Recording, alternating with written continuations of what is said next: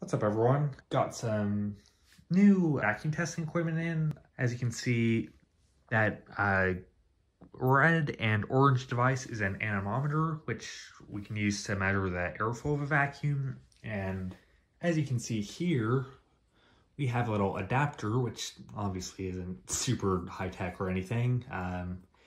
It's basically just an automotive funnel that I've cut to fit like a standard vacuum hose, and then attached with some very high quality painter's tape. You know, nothing fancy, but it gets me CFM readings that are closer to what the manufacturer gets, so it's cool. And basically I'm just going to be doing a bunch of hose end CFM tests, no airflow boxes. I'm too lazy to set one of those up, but yeah, and shout out to Blackheart Vacs on YouTube. They guided me on how to make one of these little adapters for the anemometer, so, you know, go subscribe to their channel. They have a lot of cool videos. And next up, we have a working vacuum meter, which is used in conjunction with a suction meter. So traditionally with a suction meter, you'd stick it on the hose end and get the sealed suction.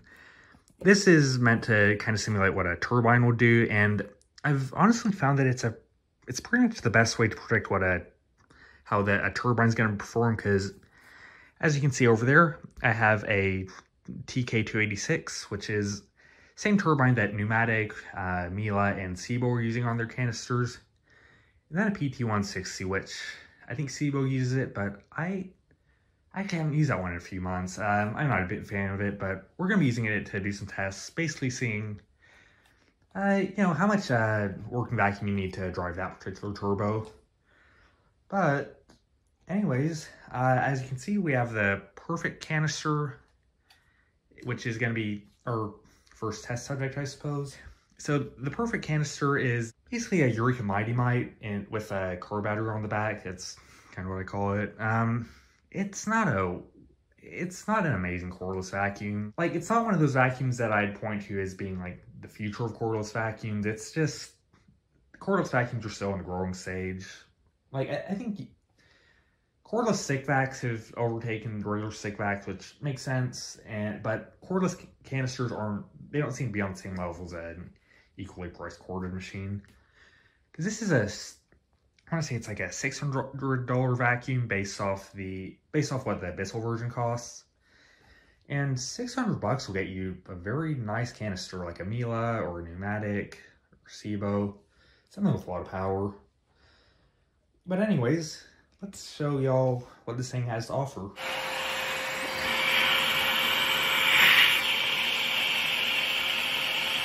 So we're getting about 20 inches of working vacuum, and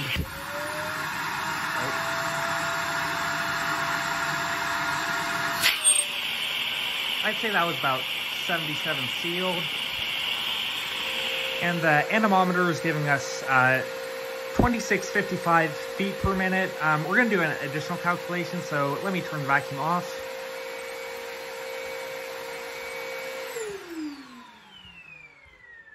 So this is feet per minute. This is only a one-dimensional velocity.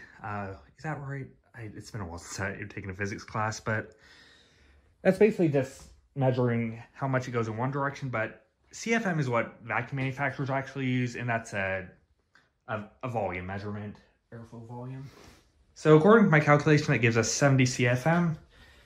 Let's see how that compares to the last test I did on this one. Oh, perfect C105B. That's a little higher, actually. Last time I got about 67 CFM, so not a huge difference, but kind of interesting to know.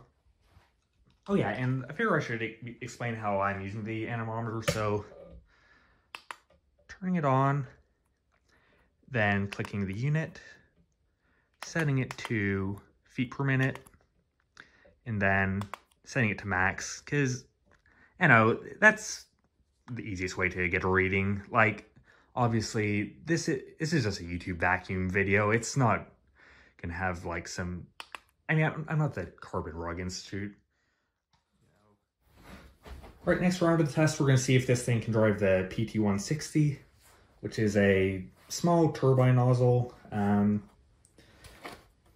Yeah, I probably already explained that, but we're just gonna see if it can run on my low pile carpet, because I found that a lot of vacuums actually have trouble running this.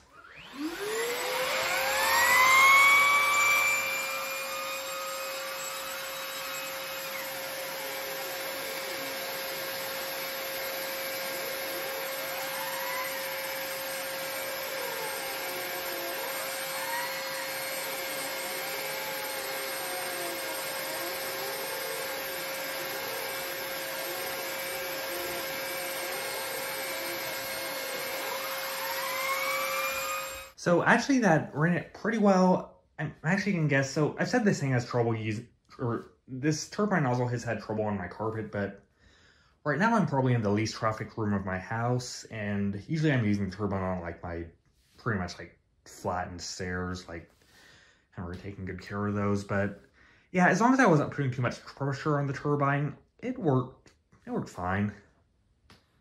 Now let's try the TK286. And so far, I've actually liked this nozzle, like, way more than I expected. Like, I'm honestly kind of a, like, turbine convert. It's, like, way easier to maneuver than a standard power nozzle. And, yeah, I think it can run the carpet pretty nicely.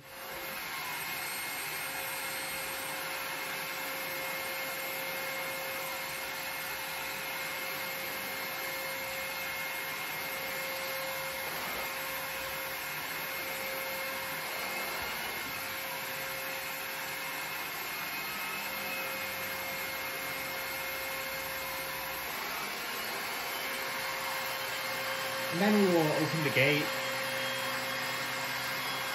This basically keeps it from sealing too much and lowering the turbine's RPM.